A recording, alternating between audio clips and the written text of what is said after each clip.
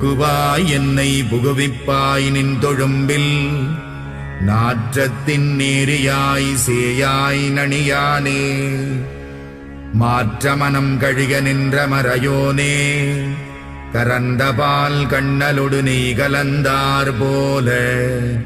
சிறந்தடியார் சிந்தனையுள் தேனூறி நின்று